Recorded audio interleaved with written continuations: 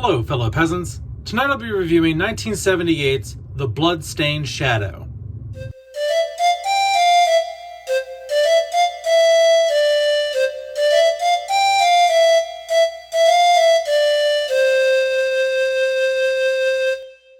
Alright guys, so I watched The Bloodstained Shadow.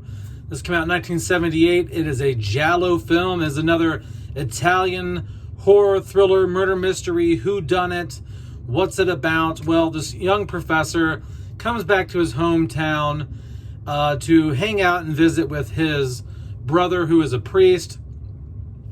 And he does this years after there was a murder in this town. And murders start happening again while he's there in town. And they're trying to figure out, like, okay, is this the same murderer who killed the girl years prior, like years and years ago? Could this possibly be the same killer? And so the rest of the film, you see a lot of the people who are the sinners in town disappearing and dying. People that are kind of known to be the black sheep of the town, the people who seem to be the outcasts, the weirdos. They start being picked off and murdered. And so the rest of the film is just the young professor just trying to figure out who is doing this, because the murderer is also threatening the priest, like, I will kill you, your time is coming, keep your mouth shut, all this, and so the young professor, he's like hanging out with his brother, trying to figure out who's killing these people, who's trying to kill his brother. He met this young girl on the way to town, and he's hanging out with her. She's wrapped up. So you also have like this romance that's happening between the professor and this young girl that he met. And she's also like getting involved into the whodunit aspect of this. And they're all just trying to figure shit out. All right. What do I like? What do I not like? I think it's beautifully shot. I think the film looks great. Most giallos, in my opinion, are shot very well. I haven't seen one that is horrible looking. This film is no exception. It looks great. It's shot beautifully. It's not the most well-saturated film. It's not the most clear image, but it does have a very filmic, soft image. And it's a very natural, dull palette. I like the palette of this film. The town is very foggy. It's hazy. It just has a very gloom and doom look to the film, and I really appreciate that. Not just the camera work here, but also the environment and the atmosphere. It's very foreboding, and it works. It works very well. So the performances here, also great. This is a film with subtitles. So this isn't overdubbed or anything. You hear the Italian performance, but you have to read the subtitles. I'm not a huge fan of films with subtitles, mostly because I just feel like you lose the experience of watching the performance when you're constantly looking at the words. But sometimes I would veer off and not look at the words so much sometimes, just to see if I could gauge if they were giving a decent physical performance. And I think the performances here were great. The dialogue was handled very well. And even though I don't speak Italian, it didn't sound very wooden or stiff or anything like that. And their physical performances, their facial tics, their body movements, everything felt very genuine and real. And I think everyone did a great job in this film.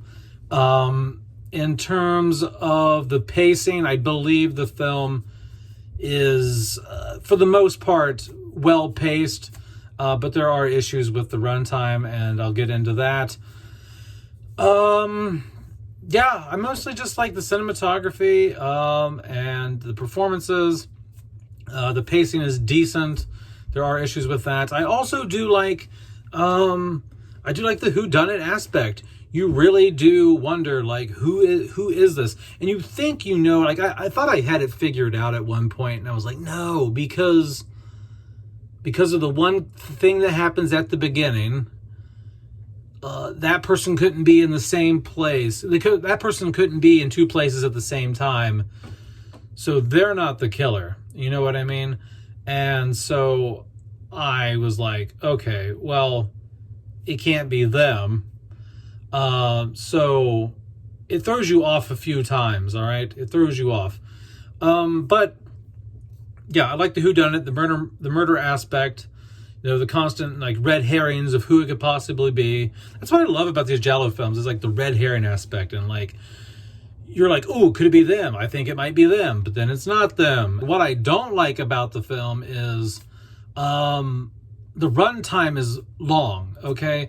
For the most part, the film is paced well, but there are moments where it drags. I feel they could have cut a good 15 minutes out of this movie, made it about maybe an hour and 35 minutes long, instead of or maybe just an hour and a half. But it goes for an hour and 49 minutes, okay? I think if they just shaved about 15 minutes off, hour 35 minutes, that would have been the sweet spot here. But they didn't, and it goes on a little bit longer than most Giallos do. Most Giallos are like in the hour and a half range. That's about really my only complaint here. I thought it was decent. A lot of people in the reviews I've seen of this, not on YouTube or anything, but on like Rotten Tomatoes and other forums and things like that, they give this movie a lot of shit. I don't think that this is any worse than some of the Dario Argento films that I've seen. So I would recommend watching The Bloodstained Shadow. It's free on Tubi. If you like Giallo films and you haven't seen this, I would highly recommend this. It's a great whodunit. I'm not going to get into spoilers here. I think this movie is under the radar enough. This isn't a Giallo that I think gets a lot of recognition. So I'm not going to spoil anything. I don't think a lot of people have seen this. So go check this thing out. Let me know down in the comments below what you think about it if you go watch it. If you have seen it, let me know down in the comments below what you think about The Bloodstained Shadow. I liked it. I thought it was great. I'm going to give it a solid 8 out of 10. I really enjoyed it. Is it perfect? No. But it's a very moody, atmospheric, whodunit, Giallo horror film. And I'm here for it. I dig it. And that's it, guys. Have a good one, peasants. Peace out. Bye-bye.